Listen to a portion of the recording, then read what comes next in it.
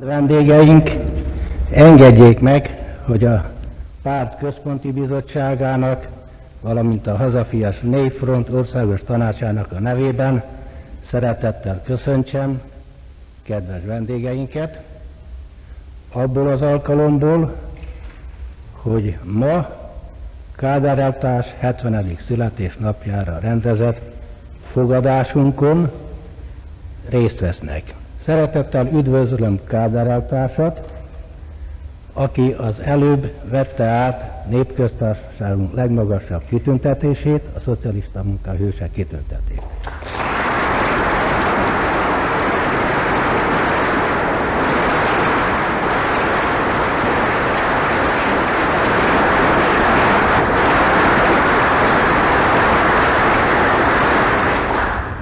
A tapsból azt látom, hogy valamennyien egyetértünk abban, hogy Kádár elvtársnak nagyon jó egészséget kívánunk 70. születésnapja alkalmából, és további sikereket felelősségteljes munkájához. Köszönöm.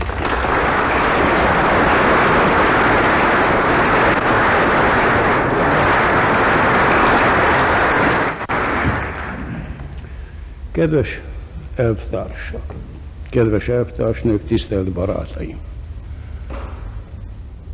Nagyra értékelem azt a megtiszteltetést, hogy születésnapom alkalmából a Központi Bizottság üdvözlő levelet írt hozzám, és az elnöki tanács magas kitüntetésben részesített. Azért is hálás vagyok, hogy a Központi Bizottság és a Hazafias Népfront ezt a találkozót megszervezte, és köszönöm mindenkinek, aki megjelenésére megtisztelt ez alkalommal. Hát most jön a nehezebb része. Hát én az idővel elég bonyolult viszonyban vagyok. Megtanultam tulajdonképpen még a régi rendszerbe, hogy az idővel gazdálkodni kell, de az éveket nem számoltam sohasem. Vagy nem volt időm hozzá, mert a munka foglalt el, vagy lett volna időm, és akkor nem volt kedvem hozzá. Úgyhogy most is olyan furcsán érzem magam néha, mikor mondjam, hogy 70 éves, még hátra is fordul, hogy hozzám beszélnek, de úgy látszik, hogy hozzám beszélnek, mert még papíron is le van hivatalosan írva. Hát, ha még valamit szabad mondani, magam is csodálkozom, hogy megértem ezt a 70 évet. Mindazzal együtt, amin, hát az én korosztályomnak kivétel nélkül keresztül kellett menni. Nagyon hálás vagyok azért az elismerő szavakért, amit a munkámról mondottak. Ehhez azt szeretném itt is hozzáfűzni, amit az imént mondottam, hogy én annak a politikai munkának a természetéből kifolyólag, amit hosszú ideje végzek, sohasem egyedül dolgoztam. Mindig másokkal együtt, és ha már az én munkámat itt méltatják, akkor én megragadva az alkalmat önöknek és az önök személyén keresztül mindazoknak köszönetet mondok, akik a múltban is és jelenleg is az én munkámat segítették. Most egy más kérdésről, ha megengednek egy pár szót. Önök tudják, hogy én politikai meggyőződésem és világnézetem szerint én kommunista vagyok. Már régen. Fiatal emberkorom óta. Az itt jelenlévők közül nem kevesen nekem elvtársaim. Nekik nem akarok itt sokat külön mondani, hiszen mi gyakran találkozunk. De az jutott eszembe, miközben idejöttem, hogy valójában a kommunizmus se egy olyan sablon, amíg az embereket egy kaptafára sajtolja.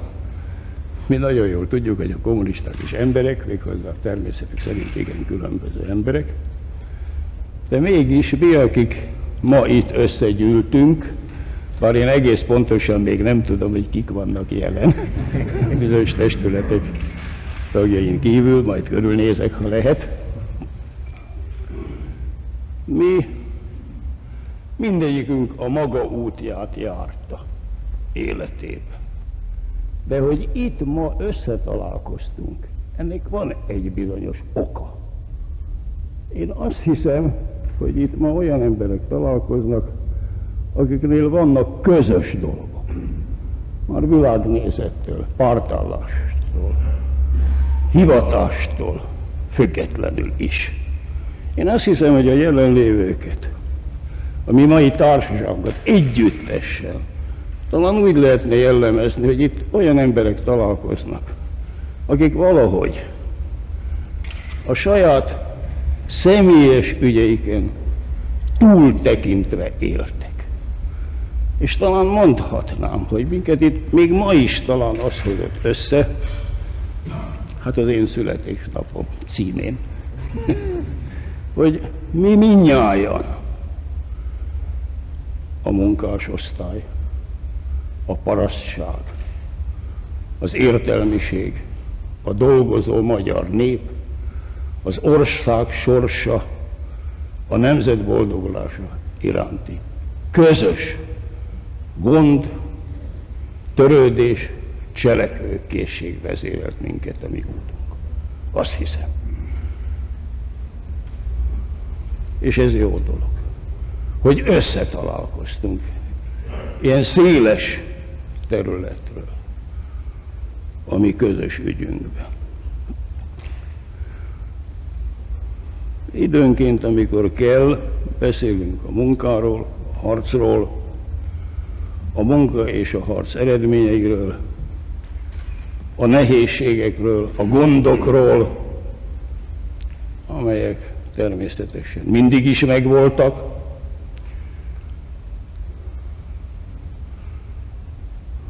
Azt hiszem, hogy van értelme a munkának és a harcnak. Az az erőfeszítés, amit mi együtt fejtettünk ki az utóbbi évtizedekben, és nem is kevés évtizedben, és itt nem kevés olyan ember találkozik, aki a régi rendszerben is összekötött minket a közös gond, a nép jóléte iránti törődés. Sok szép eredményt értünk el azért a munkával és a harccal. Gond van egy sereg, nem kis gondok vannak, nagy gondok vannak, de azért arra is érdemes gondolni, hogy a munkának és harcnak vannak eredményei. És én itt nem tudok újat mondani, de azon az anyagi gyarapodáson túl, amit az ország és az ország népe elért a felszabadulás óta tulajdonképpen, igen bonyolult viszonyok között, többszöri újrakezdéssel. Sok nagy érték van, mindenféle szempontból. Műveltség területén, anyagi eszközök területén.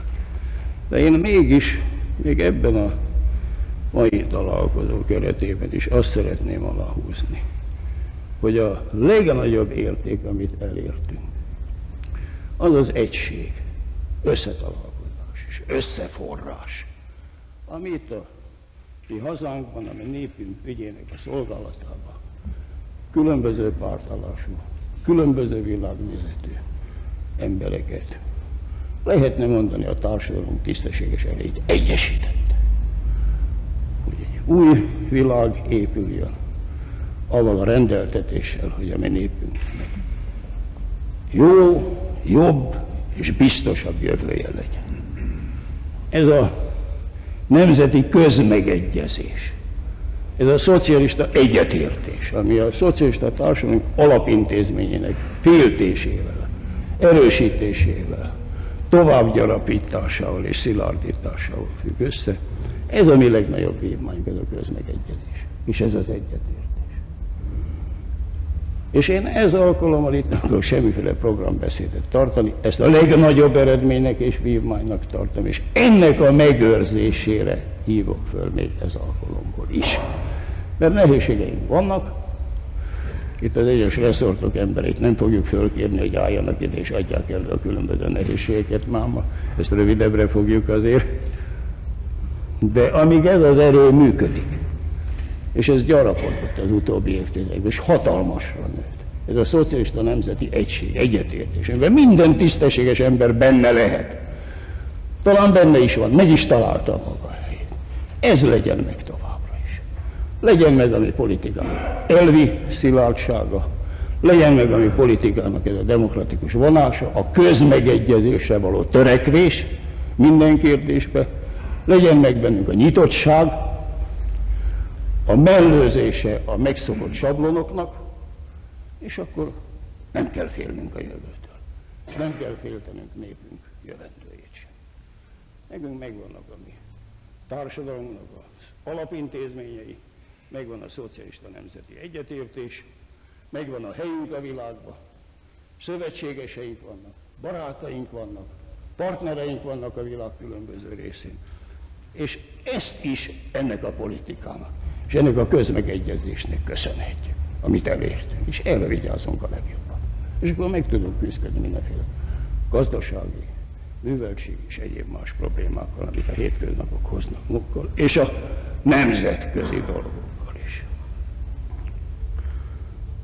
Hát nem tudom, a nemzetközi dolgoknak is itt sok hozzáértője van, látok itt ismerős arcokat, hiszen majdnem mindnyájan értünk hozzá, mert muszáj hozzá érteni. Tudják, hogy a világ fejlődik, megy előre, az emberiség megteremtette azokat az eszközöket, amelyekkel képes egy szép és boldog világ megteremtésére is, de képes még a saját megsemmisítésére is.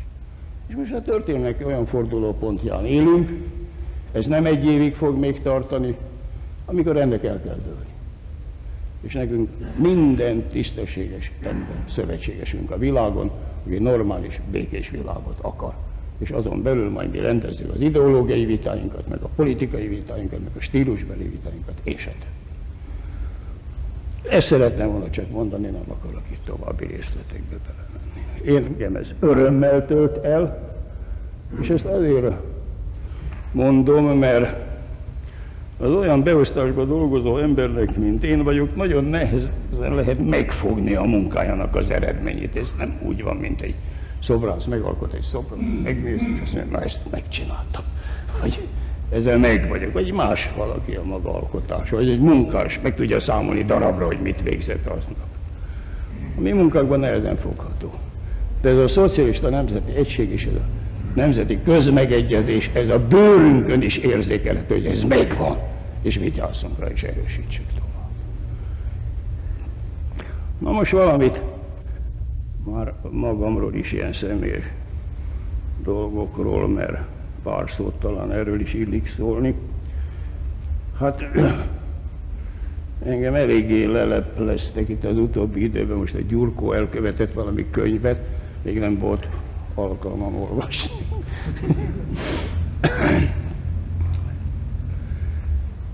Hát ezekkel a születésnapokkal úgy vagyok, hogy most harmadízben van így, hogy ebből valahogy közügyet csináltak valakik.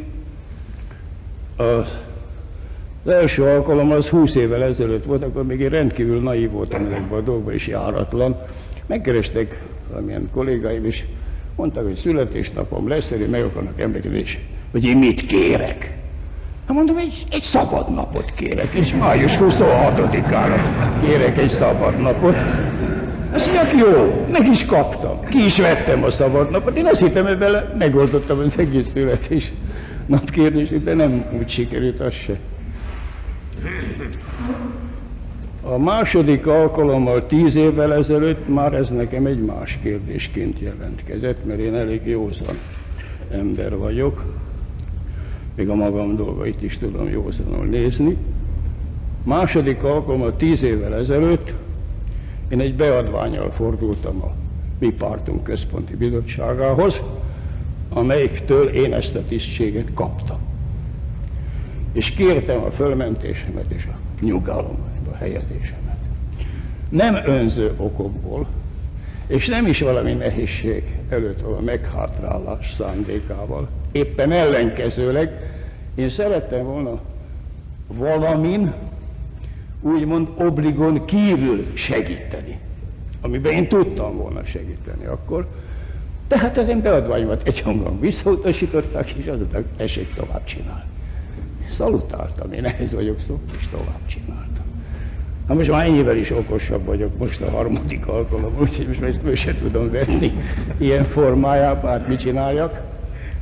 Legfeljebb azt tudom itt mondani, ezzel összefüggésben, és most már a korról beszélve, hogy az való igazság, hogy egy ember, aki a szellemi képességének a tudatában van, az mennél nagyobb időt él meg, annál nagyobb, rendkívül hasznos tapasztalatokkal rendelkezik, és hasznos tapasztalatokat tud összegyűjteni. Ez az időskorja válaszol. De sajnos az időskorral jár az is, hogy a képesség tapasztalatok hasznosítását illetőleg csökken idővel. Erre fölhívom a figyelmet. És ne féljenek sehol újítani, és fiatal embereket odaállítani, ahol fiatal emberek kellenek. Ez még módot ad a tapasztalatok hasznosítására is. Egyébként, amit mondom, az a bizonyos beadvány, avval én azt is ki akartam fejezni, hogy engem annak az ügynek a szolgálatában, amiben én hiszek, hogy most ezt a kifejezést használjam, és ami nekem meggyőződésem, engem abban nem befolyásol semmiféle rang és tisztség. Van rang, van, nincs, nincs, én akkor is és akkor is a meggyőződésem szerint fogok segíteni. Mindig. Ezt is számba vehetik. A másik az, hogy hát ugye én azt mondják önök is, hogy 70 éves vagyok, hát gondolom, hogy akkor annyi vagyok, és ilyen korban már világnézetet nem változtat az ember. Nem igen, ez ritka eset. Úgyhogy az én világnézetem az ugyanaz marad. Még módszerben, stílusban se igen változik az ember ilyen korban. Ezt csak azért mondom, ezt a stílust és módszert, mert 960-ban én voltam New Yorkban az ENSZ közgyűlésen, elég éles helyzetben, akkor ott még napirenden volt ez a bizonyos magyar kérdés, és az újságírók sokat foglalkoztak akkor a szocialista országból érkezett emberekkel, engem is megtiszteltek, és egyes cikkekben úgy neveztek, hogy Magyarország diktátora megjött. Hát én mikor találkoztam velük, mondom, hogy ezt írják rólam, nem magnak kevés fogalmuk van Magyarországról, kevés fogalmuk van diktátorról és rólam is. Mondom, én senkinek a világon nem parancsolok, én csak vasárnap parancsolok a saját feleségemnek, és ő is csak akkor engedelmeskedik nekem, ha akar. Ennyiből áll az én diktátorságom. Egyébként agitálni, meggyőzni, érvelni, ez szabad, ezt jogom van, ezt csinálom is. Úgyhogy ebben azt akarom mondani, hogy én már nagyon sok változásra nem leszek képes. Hát így, ahogy ismernek és ahogy vagyok, ranggal és rang nélkül a továbbiakban is azt az ügyet szeretném szolgálni, amit egész életemben szolgáltam, a saját meggyőződésem és világnézetem alapja, és a célt illetőleg a magyar nép boldogulásáért. Még egyszer köszönöm a megtiszteltetést, a megjelenéseket és a jó kívánságokat, amelyeket szívből viszonzok mindenki.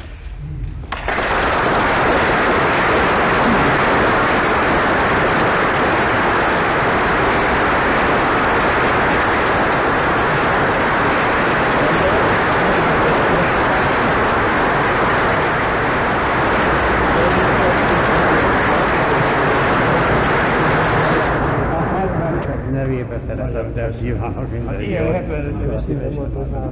Minden jót. Szeretettel.